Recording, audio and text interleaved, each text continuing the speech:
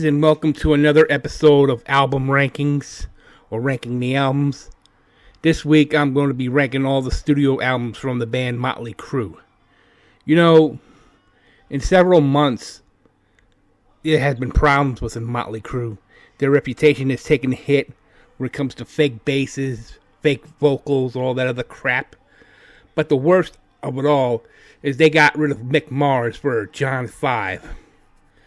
Well, Mick Mars has a studio album coming out in February, so he'll be alright. I can't say the same for the rest of Motley Crue, though. Let's get down to the countdown. Let's get this thing started. At number 9 is Motley Crue's New Tattoo, released on July 11th, 2000, under the Motley Records / Beyond Music label. Produced by Mike Klink of Guns N' Roses fame, this was the only album to not feature drummer Tommy Lee, as he was replaced by Randy Castillo. The album also marked Castillo's final full-length studio album project he was involved in before his untimely death in March of 2002. I did not care too much for this record at all. It was a step backwards, and it felt like Motley Crue was going down, hitting rock bottom at the same time.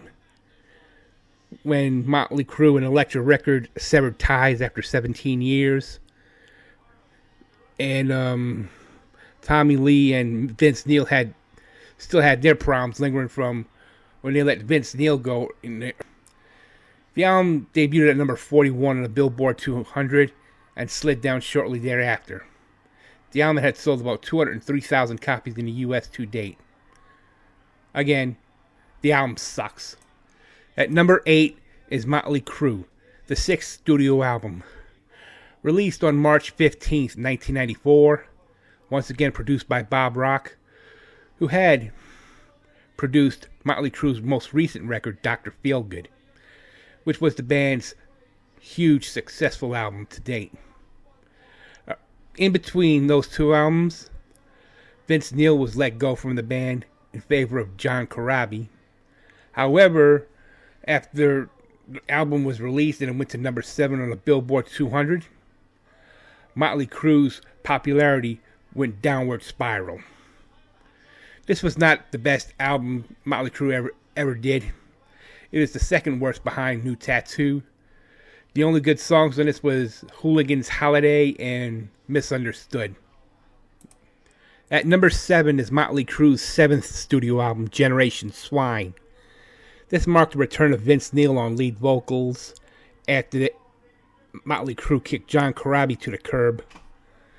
They also fired their manager Doug Thaler and producer Bob Rock in favor of bringing in Scott Humphrey, but even he was getting tired of some of the bullshit that was going on between Motley Crue at that time. So it was a very disorganized record. The only song worth mentioning that was probably the good one was Afraid. I'm going to catch hell for this, but you know what? I don't care. Coming in at number 6 is Motley Crue's 3rd studio album, Theater of Pain. Released on June 24th, 1985. It was released in the aftermath of Vince Neil's arrest for manslaughter on a drunk driving charge. The album marked the beginning of the band's transition away from traditional heavy metal of Too Fast and Shout to a more glam metal style. It was produced by Tom Werman. And I gotta be honest with you, the only two songs worth mentioning that were probably the best on the album was Home Sweet Home and the Brownsville Station cover of Smoking in the Boys' Room. At number 5 comes Motley Crue's 9th studio album, Saints of Los Angeles.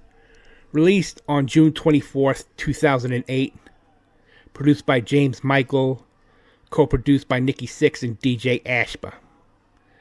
This one was more like they're coming back stronger than ever. The album's first single, the title track, second highest charting single in the U.S. mainstream rock charts, peaking at number 5. As well as the Fair Less Well Motherfucker of the Year, peaking at number 29, and White Trash Circus, peaking at number 37 on the mainstream rock charts. This was a much better album between the all-original members of Motley Crue since 1989's Dr. Feelgood. and I think it deserves to be in the top 5. At number 4 is Motley Crue's debut studio album, Too Fast for Love. The first edition had sold 900 copies, as was released on November 10th, 1981. Self-produced, by the way, on their original label, Lethor Records. Elektra Records signed the band the following year, at which point the album was remixed and partially re-recorded. The re-release with a different track listing and slightly different artwork. I like the songs Live Wire and Piece of Your Action, and of course Stick to Your Guns. I'm not too crazy about the rest of the songs on the album, even though they were still young, so what the hell can you do? At number 3 is Motley Crue's 4th studio album, Girls, Girls, Girls. Released on May 15th, 1987, once again produced by Tom Werman. It contains the hit singles Girls, Girls, Girls, You're All I Need, and Wild Side. It sold 4 million copies and reached number 2 on the Billboard 200. The album marked a change to a blues rock influenced sound, which was met by positive reception. It was the second most successful album behind their next one, which I'm going to be talking about in a little bit. This was kind of their most popular record out of all the Motley Crue albums. At number 2 is Motley Crue's second studio album, Shot at the Devil. Released on September 23rd, 1983, it was the band's breakthrough album, establishing the Crue as one of the top-selling heavy metal acts of the 80s. The singles Looks That Kill and Too Young to Fall in Love were moderate hits for the band. After selling 4 million records in America alone, reaching number 17 on the Billboard 200, this was one hell of an album. I like the songs Looks to Kill, Helter Skelter, which was the cover song from the Beatles, and Too Young to Fall in Love. I also like the title track, Shot at the Devil itself.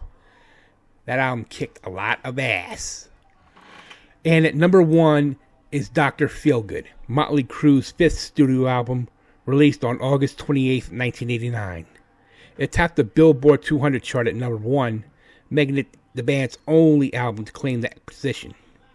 It was the first album Motley Crue recorded after their quest for sobriety and rehabilitation began. In addition to being Motley Crue's best-selling album, it is highly regarded by music critics and fans as the band's best studio album. This was also the band's last album to be recorded with singer Vince Neil until 1997's Generation Swine. According to Bob Rock, he found working with Motley Crue difficult, but you know what? He got a good album out of them. He got the best album out of them. So what the hell?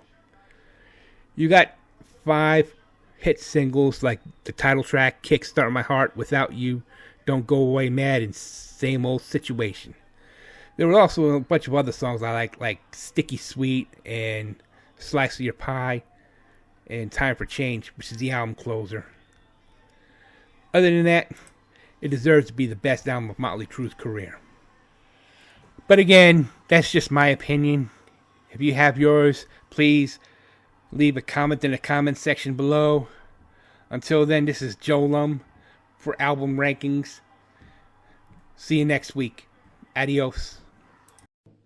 Don't you